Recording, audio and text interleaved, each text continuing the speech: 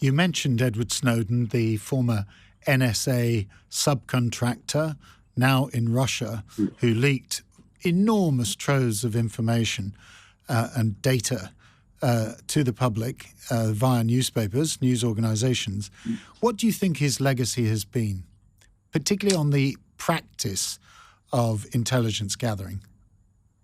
His legacy has been to expand bulk access intelligence gathering, because although after it was the various newspapers published some of his material, there was a certain amount of shock and horror, and some governments, said it's outrageous the United States should be doing this.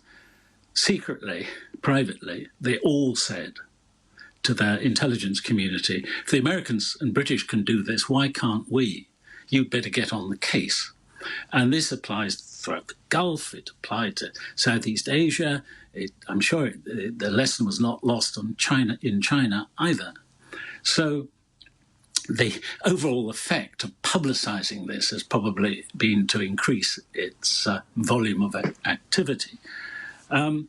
What it demonstrated is that in a democracy, you have to be ahead of technology in communicating to the public what is going on and why it's necessary.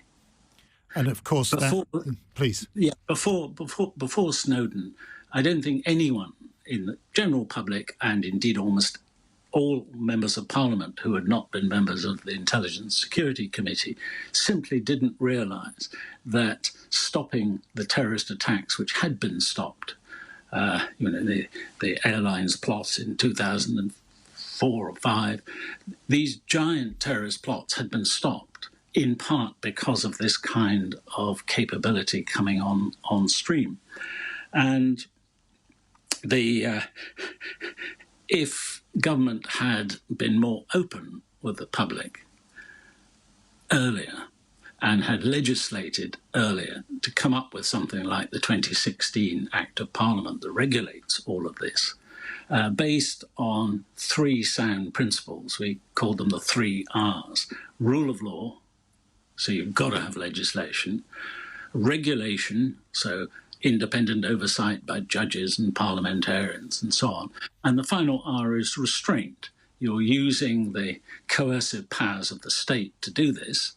So the onus is on the individual intelligence officer to be able to demonstrate that what they're doing is both necessary for the protection of society and it's proportionate to the kind of harm that they're trying to prevent.